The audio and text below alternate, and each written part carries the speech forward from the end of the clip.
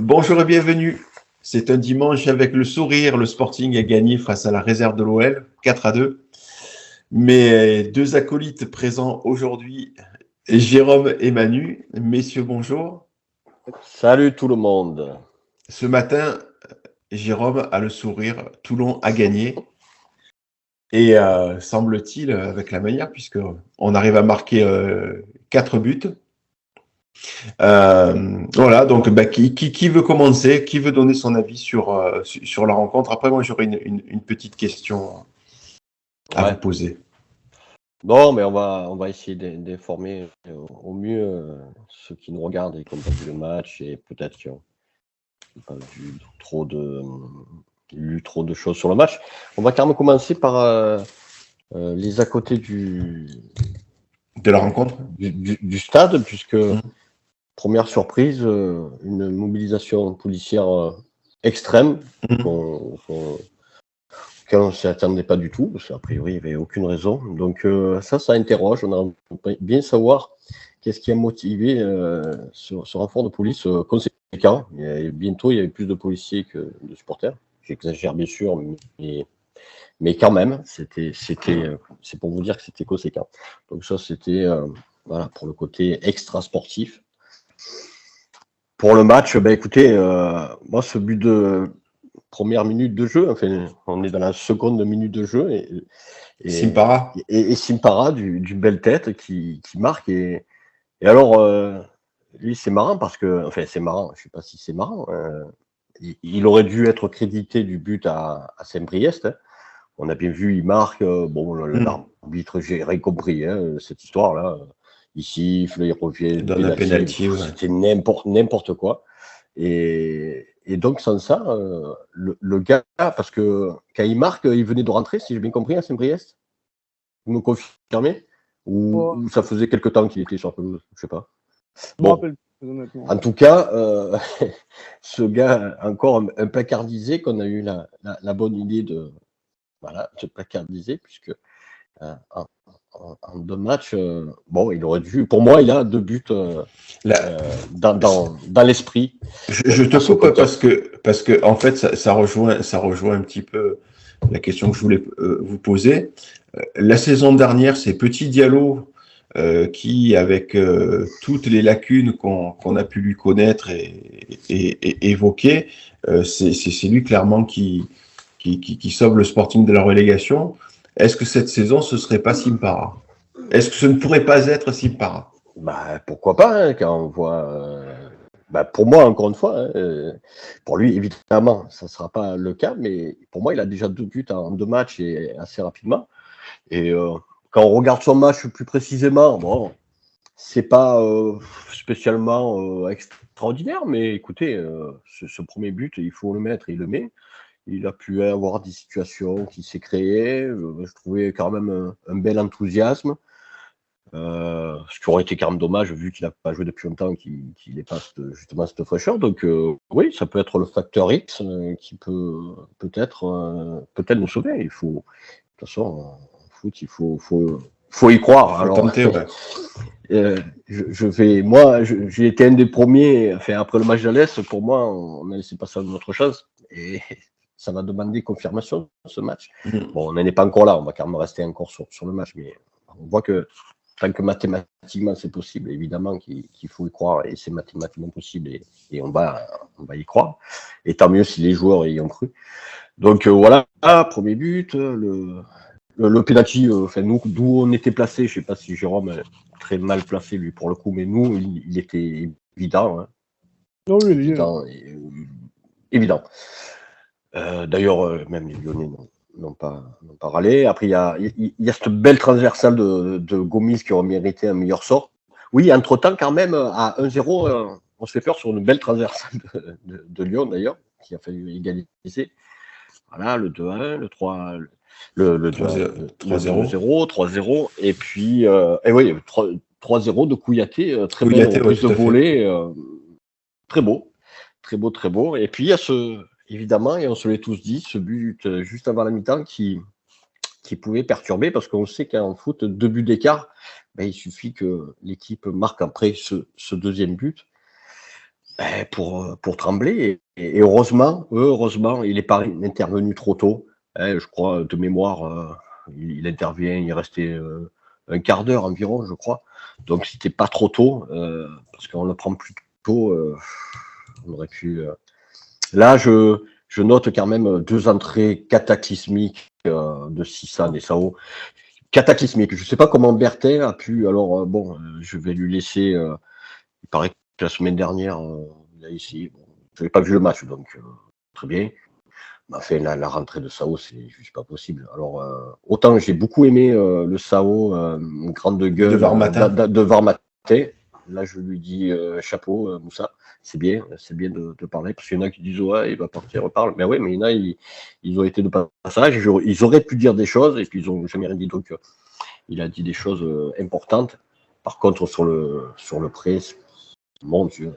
Si Berthet a vu le même match que nous, c'est difficile quand même de le remettre dans les 16 le prochain coup. Hein, parce que là, pareil, on a vu Bamba, que quand même, moi, je trouve que c'est un joueur qu'on a souvent pas utilisé. Il n'a pas été souvent titulaire. Hein. La dernière fois qu'il a été titulaire, ça remonte parce que quand il était dans le groupe, il était dans le groupe, il était remplaçant. Hein, et quand il était tout simplement pas dans le groupe, donc c'est quand même un joueur, moi je trouvais qu'il a été quand même assez intéressant.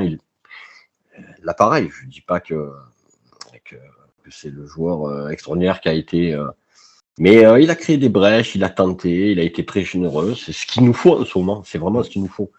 Donc, Sao, ouais, Sao. Et alors, Sissan, pareil, comme joueur, il est dans le vide, il n'y a pas de précis, il n'y a pas de. Je sais pas. Je suis. D'ailleurs, ça a coïncidé avec ces joueurs sont rentrés et Lyon a marqué le deuxième but. 79e. Je crois que c'est une perte de Sao, hein, le but d'ailleurs, qui intervient loin, mais c'est une perte de balle de Sao ou de Sissan. Bon, pour moi, c'est bonnet blanc et blanc bonnet sur ce match. Et puis, tout un symbole quand même. Le but de Diallo et la belle passe décisive de Terteron. Moi, c'est un joueur que là, j'ai bien aimé le match d'Aurélien. Là, voilà, hein, un placardisé de plus qui réussit. C'est justement, voilà. Pardon, c'est peut-être, je sais pas si on peut appeler ça une force, mais en tout cas, c'est peut-être une forme d'audace de la part de Bertin que de ressortir ces joueurs placardisés qui ont déjà en l'écro. Peut-être que certains envisagent de partir, donc ça veut dire qu'ils doivent se montrer. Donc c'est peut-être un calcul intéressant, même si effectivement, quand tu vois que Sao ou Sissan, qui ont pu être des joueurs mis de côté, eux, par contre, tu évoques le fait qu'ils ne sont pas performants, en tout cas hier soir. Ouais, non. Mais encore une fois, qu'ils ne soient pas performants, moi, ça ne me gêne pas hein, quand un joueur loupe tout. C'est l'implication. Mais quand je le sens impliqué, motivé et suffisamment, avec la bonne mentalité. Là, Sao, hier, si vous regardez son jeu sans ballon, sa démarche. Et Sissan, ça a l'air plus impliqué, mais ça a l'air complètement perdu, quoi. Je sais pas. C'est deux joueurs. Bon, je sais pas si Teddy est à la méritocratie. Ça sera difficile pour moi, pour ces deux joueurs, d'être dans les 16. J'espère que Kadraoui n'est pas blessé, parce que moi, c'était un jeune que j'aurais bien aimé revoir. Et puis, il évoque Gafou, il évoque qu'il y a plusieurs joueurs, plusieurs jeunes qu'il faudra mettre par rapport à ces joueurs-là. On ne peut pas se permettre, si on a une infime chance, la semaine prochaine de battre Tonon, qui est l'équipe en forme et qui est sûrement la meilleure équipe sur la phase retour. Bon, il ne faudra pas des Sao, il ne faudra pas des Sissan, il faudra des joueurs bien plus. On a vu d'ailleurs le bon match de Belkacem, je trouve, hein, dans l'implication, dans tout. Voilà, il faut de l'état d'esprit là, il faut pas autre chose. Toi, ton point de vue, Jérôme, sur la rencontre ou l'environnement de la rencontre L'environnement, les CRS, on s'en fout, c'est pas intéressant. Je pensais sûrement qu'on allait faire l'évolution en cas de défaite. Moi, j'y crois pas trop. Hein. Je pense que maintenant, on est tous résignés. Et voilà. Disons que dans un autre contexte, je pense que je me serais montré beaucoup plus critique vis-à-vis de l'équipe parce que voilà, j'ai pas envie de parler du niveau de l'équipe adverse qui était catastrophique. Ça sautait même, ça allait jamais au duel. Enfin, c'était vraiment un marquage lâche et tout, etc. Euh, Là, j'ai envie de parler comme un coach, en fait, de faire en sorte de dire que c'est bien qu'on soit récompensé de la victoire, que dans ce contexte où on joue le maintien, on joue notre tête dans la division, bah, ce qui compte, c'est les points, et puis quand on les prend, bah, tant mieux, quoi. Après, le reste, on s'en fout. Enfin, même si je dis, franchement, l'adversité, hier, c'était de loin une des équipes les plus mauvaises qu'on ait jamais joué depuis un moment, parce que j'ai l'impression que c'était des enfants, quoi. Je sais pas si tu as eu cette sensation, Manu, toi. Oui, mais Non, mais on s'en fout, c'est ce que comme une réserve. On connaît les réserves, ça a toujours été comme ça. On ne va pas à chaque fois répéter qu'ils ont 16 ans, qu'ils ont 16 ans, qu'ils ont 16 ans. D'ailleurs, bon, et puis on sait aussi en même temps, si on veut être honnête, que ça a du talent, hein, s'ils sont là. Donc, non, ben hier. Et après, ils ont été cueillis à froid. Hein, et puis, voilà. Mais a priori, ils se sont un peu rajeunis parce que Safe m'avait indiqué personnellement que Lyon, c'était bon, ils avaient plutôt augmenté la moyenne d'âge depuis quelques temps, hein, plutôt que la baisser, et en vue de se sauver. C'est vrai qu'apparemment, ça s'était rajeunisé, là, on aurait dit, bien sûr, mais il y avait quand même des bons joueurs qui touchaient bien le ballon, hein, ce numéro 7, là. Le 10 qui avait été si bon à l'aller, là, si c'est bien le même, bon, je l'ai trouvé plutôt méconnaissable, mais bon, voilà, c'est une réserve. Ça y est, Lyon, là, sur les derniers matchs, ils n'ont pas été si mauvais que ça. Donc, oui, bon, ils ont peut-être loupé le match, mais c'est vrai que le scénario du match les a pas aidés à être bien. Et c'est vrai que ce but au bout d'1 minute 30, je crois, de Simpara, bon, de suite, c'est pas forcément évident. Et voilà, et puis bon, comme Toulon était plutôt appliqué dans son match et avait l'air dans les bonnes dispositions. Ils ont été enfin efficaces. C'est sûr que nous, on ne marque pas. Vous vous rendez compte que les derniers buts, là, c'était des CSC, ouais. Et c'était au Bagne en février, je crois, hein, fin février, si je ne dis pas de bêtises. Hein. Donc, voilà. 3 mois. Faut pas faire la fine bouche. Là, ça c'est bien. 2 mois. Ouais, bon, enfin. Et voilà, et là, ça s'est enfin bien goupillé. Il était temps parce que. Ouais, d'autant quand on regarde les résultats de la soirée, il valait mieux gagner parce que sinon là, c'était vraiment plus que catastrophique. Là, à l'heure actuelle, Toulon est 11e, 12e, pardon. C'est vrai que je lis beaucoup sur les réseaux sociaux qu'il faut finir 11e. Non, il faut finir 10e, c'est impératif parce que 11e ne nous garantira absolument pas d'un maintien. Ça, il faut bien le garder à l'esprit puisque le mode de calcul pour se maintenir en étant 11e est assez complexe. Il tient compte de plusieurs facteurs. Donc, impérativement, finir 10e. Voilà. Alors, ça peut paraître assez fou de se dire que Toulon que l'objectif, c'est de viser la 10e place, mais toujours est-il que c'est cette place et uniquement celle-là qu'il faut viser au pire, hein, bien entendu. Mais en fait, sinon, pour revenir sur le match, moi aussi, ce qui m'a un peu gavé quand même, c'est cette capacité qu'on a à réussir à se foutre dans la nasse alors qu'on mène 3-0, quoi. Quand tu arrives à marquer 3 buts, c'est souvent le break qu'on attend tous, c'est pour vraiment être à l'abri. On réussit quand même à se remettre en danger quand ils reviennent à 3-2. Tu trembles, hein. Tu trembles encore. Ouais, mais moi, pour moi, c'était évident qu'à 3-0, Ah ouais? je pense. Ben oui, non, mais je suis d'accord avec toi. Quand tu sors d'une phase comme ça, si négative, 6 défaites, 2 nuls, hein, de mémoire, c'est ça, je crois. Ouais, c'est 5 défaites. 5 défaites et voilà. 5 défaites de nuls, pas de but marqué.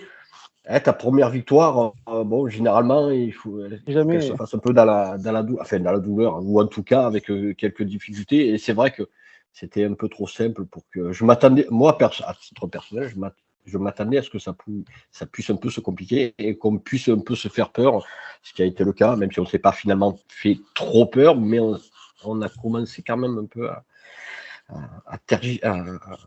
gamberger. Là, à craindre. Après ce deuxième but, évidemment.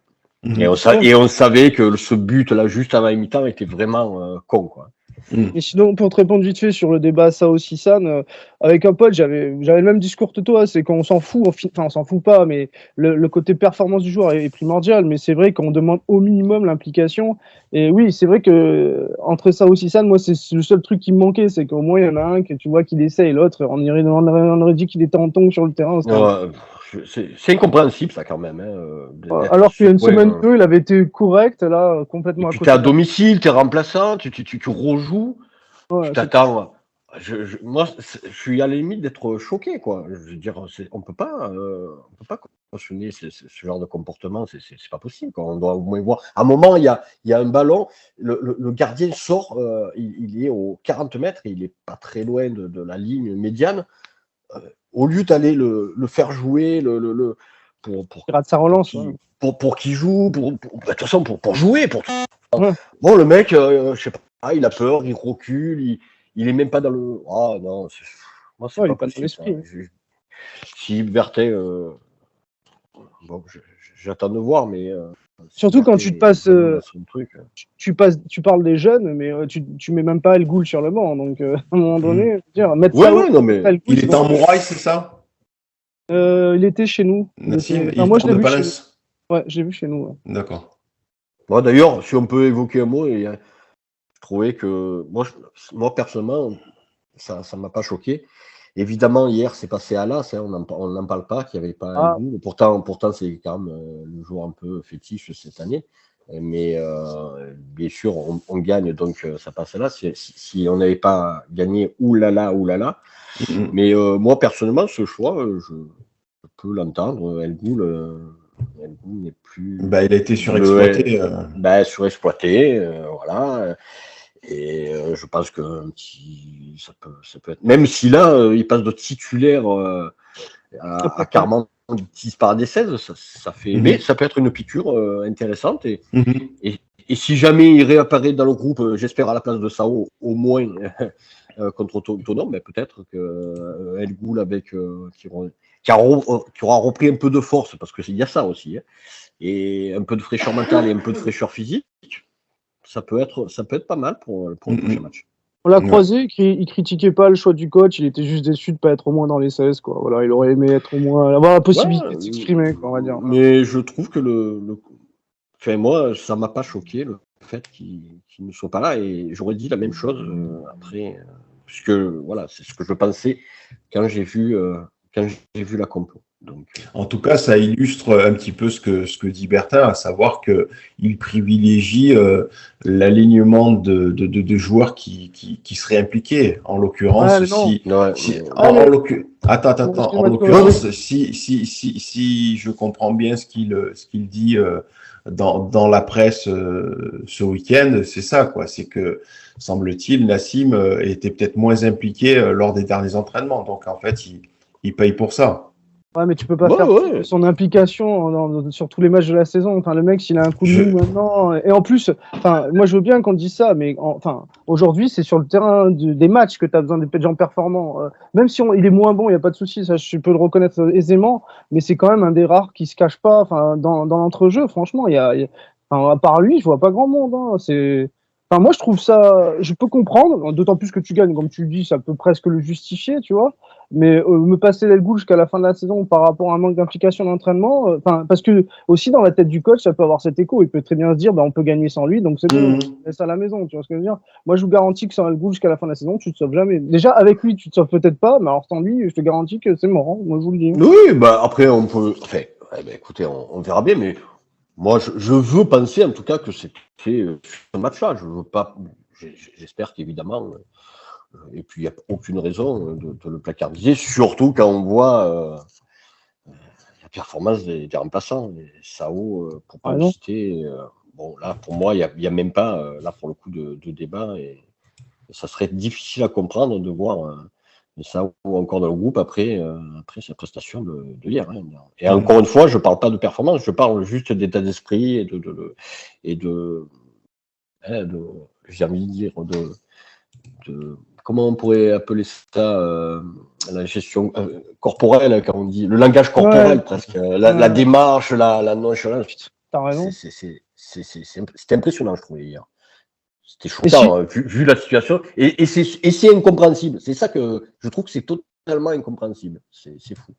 Après, vite fait, pour revenir à Simpara vite fait aussi, oui, évidemment, hier, il a marqué, le match d'avant aussi, même si son but a été refusé. Donc, son efficacité, elle est absolument pas à remettre en cause, en tout cas sur ces rencontres-là. Après, on l'a vu évoluer dans l'ère Tigana. Enfin, il a été souvent titulaire, il n'était pas bon. Donc, à un moment donné, moi, je veux pas qu'on détruise les joueurs, mais je veux pas non plus qu'on les monte aux cieux parce qu'ils marquent un but ou deux. Mais c'est pas ce qu'on dit. Hein. Non, mais c'est pas ça. Sur le forum, tu vois, oui, il était catalogué recrue Tigana, c'est pour ça qu'il jouait pas, etc.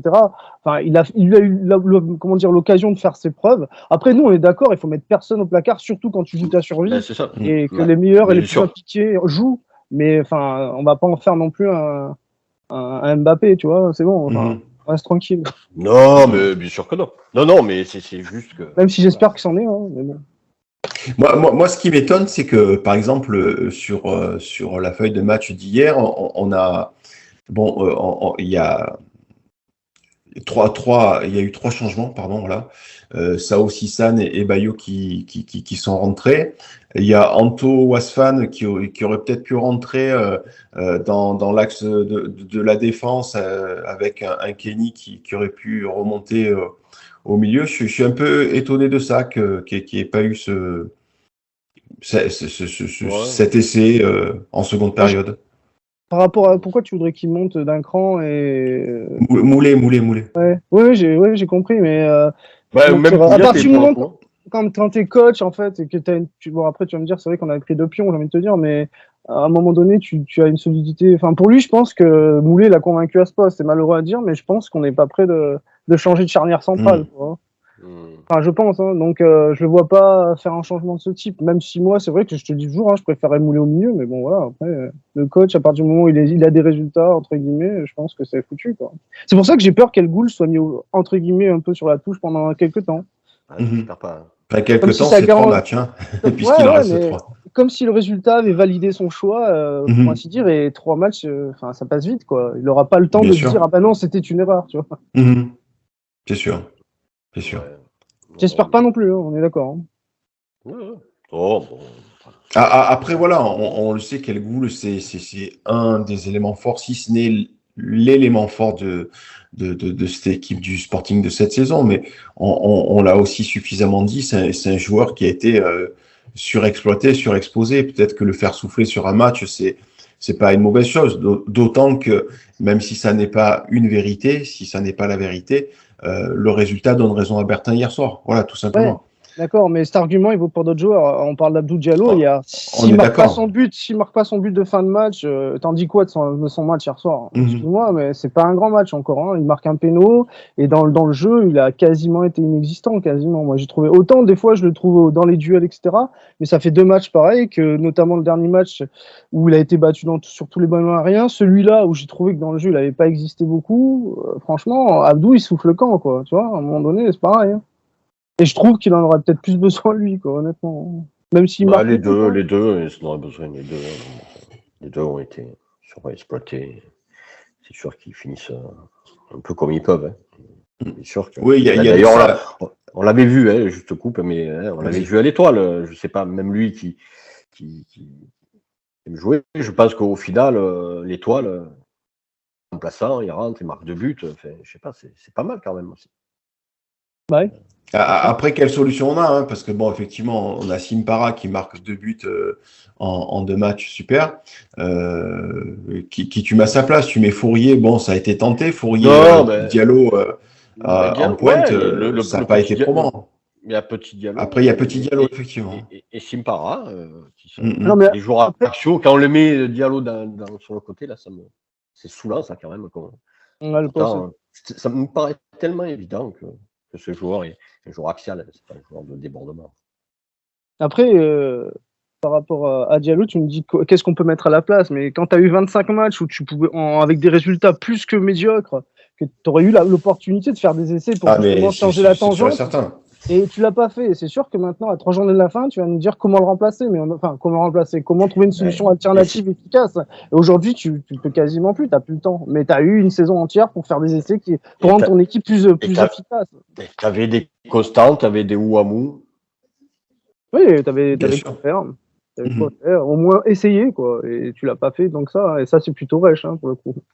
Oui, non, mais justement, voilà, aujourd'hui, on est sous l'ère Bertin. Il y a aussi cette réalité-là. C'est-à-dire que les Constants, les Wamou, il les a pas connus. Ah oui, Voilà. évidemment. C'est pas plus compliqué que ça. En tout cas, ses choix d'hier soir lui donnent raison. La semaine prochaine, c'est étonnant. C'est, comme tu disais, Manu, plus tôt, c'est l'équipe en forme, l'une des équipes en forme du moment qui vient à bon rencontre. Ça va être. Voilà, je pense que le vrai test, enfin bon, je l'ai écrit de toute façon dans mon billet pour le MAO. Pour moi, ce sera le vrai test. L'OL, voilà, la réserve de l'OL, voilà. Enfin, pour moi, c'était une évidence que tu prenais 3 points hier soir. J'espère surtout que l'équipe qu'on va affronter samedi prochain n'espère pas encore monter. Parce qu'ils sont à 6 points du leader. Donc, Non, s'ils ont c'est cette ambition, ce sera encore plus dur. J'espère, ouais, j'espère. Enfin, non, enfin, moi je vois pas trop comment. Hein. Non, moi non plus. Bah, j'espère, et comme ça, au moins, l'envie. 6 points en 3 matchs. 6 points en 3 matchs, et c'est pas qu'une équipe. Hein. Il y a deux équipes. Hein. Il y a la Duchère. T'as la Duchère, bien sûr. Non, t'as Marianne. Une seule seconde. Mais par contre, ça on se l'était dit, on savait que ça pouvait être un départ très très compliqué. Et on savait que c'était une équipe qui allait sûrement remonter en seconde partie de saison et qui allait être là. Et pour le coup, ça a été ce qui s'est passé. Ouais, en tout cas, voilà. La semaine prochaine, c'est Thonon-Évian. C'est encore une fois à la maison. Voilà, donc généralement, Jérôme, c'est toi qui évoques les prochains matchs. Tu l'as un petit peu dit. Tu crains que cette équipe ne soit encore en course pour la montée. C'est vrai que moi, ça me paraît 6 points, ça me paraît beaucoup trop aujourd'hui. Voilà. Quand tu vois le calendrier de Marignane, par exemple, où on va aller d'ailleurs. Après, ils ont été accrochés à Saint-Priest. Donc, bien sûr. quelque chose là-bas, on ne sait jamais. Hein. Bien sûr. Non, mais de toute façon, bien sûr, évidemment. On va peut-être se sauver à Marignane, t'imagines? Ce serait beau. Ah, ça serait. Et un stade où on a perdu la montée il y a quelques années. Et qu'on être un symbole. Et qu'on leur pique la montée quelque part. Ouais, tout à fait. Ça pourrait être. J'ai toujours pensé que ça allait se jouer. Je vous l'ai dit hier, entre les 4 là. Jura, Grasse, Marignane, la Duchère. J'ai toujours pensé que ça se jouerait entre Marignane et la Duchère. Et il semble, je pense que. Bon, toujours est-il que la semaine prochaine, donc nouveau match du Sporting à la maison contre Thonon-Évian. Hier soir, ça a gagné et au niveau du classement, tant mieux parce que comme je le disais plus tôt, les autres équipes ont aussi gagné. Quand on voit que 7 bat Grasse, par exemple, voilà. C'est incroyable. C'est le genre de surprise auquel on s'attendait guère. Ouais. Mais bon, toujours à Marignane, le nul. Ouais, tout à fait. Voilà, donc c'était impératif de prendre 3 points. Samedi prochain sera un autre jour, donc en attendant, on va vous souhaiter. Oui, dis-moi. Non, mais enfin, je voulais quand même évoquer parce que il y a beaucoup de personnes qui en parlent. On m'appelle au stade et tout. C'est je sais pas, une rumeur qui enfle comme ça, mais là où il y a quelques semaines, ça nous paraissait évident que Claude Joly était vendeur, ça semble beaucoup moins le cas aujourd'hui. Beaucoup moins, et en plus à un prix encore plus prohibitif qu'avant. Oui, ça, c'est du 5 millions d'euros. Et donc, et que ce soit le prix et que ce soit la volonté d'actionnaire majoritaire, tout le monde est un peu dubitatif sur ce retournement de situation qui semble effectif puisque j'ai tellement de multiples sources, tellement de milieux, je dirais, variés que ça semble être le cas.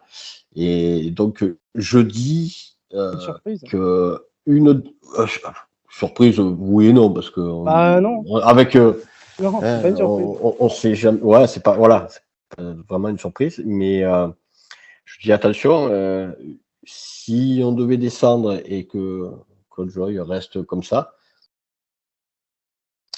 attention.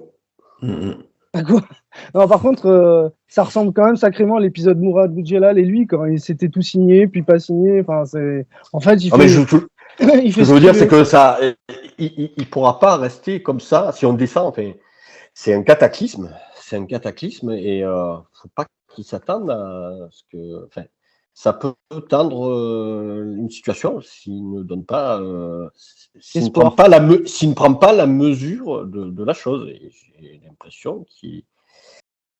Comme d'habitude, il est à côté de la plaque. Donc voilà, affaire à suivre. Mais donc c'était quand même pour informer que tout le monde maintenant a bien compris qu'il souhaite rester, même si on est en National 3. J'ai presque envie de dire, surtout si on est en National 3, et que j'ai pas l'impression qu'il prend la mesure et que ça peut être peut-être quelque peu embêtant pour lui pour la suite, parce que les gens, s'ils n'ont plus d'espoir, ils vont perdre.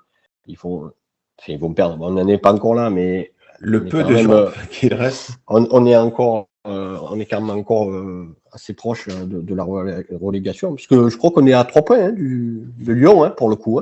Si je dis pas de bêtises. Je te dis ça tout de suite. Hop, je change d'onglet. Hop, on est donc Toulon 29 points et oui, effectivement, Lyon 32 points. Donc, voilà. Avec Alès devant nous 31 points, mais qui devrait récupérer 2 points. Donc, 31 points, si. Enfin, je crois pas qu'ils vont avoir 33. Ils ont peut-être 31 points déjà comptés. Sinon, ils auraient le 29. Je crois que c'est ça. Je sais pas. Bon. Moi, je te dis le. Toujours est-il que Claude semble de moins en moins vendeur. Si on descend, ça risque d'être problématique pour plein de choses. Ouais, tout à fait, c'est sûr. Libre à lui c'est sur ce message d'espoir qu'on va se quitter. Merci Jérôme et Manu. On se retrouve la semaine prochaine pour débriefer donc le match face à Thonon-Évian. Merci. Je voulais remercier les gens qui se sont abonnés. C'est pas pour faire encore une fois du racolage, mais il y a pas mal de gens qui s'abonnent. Donc merci à eux. Et si vous voulez faire pareil, on le redit, c'est gratuit. En tout cas, merci beaucoup. Et puis à la semaine prochaine. Salut.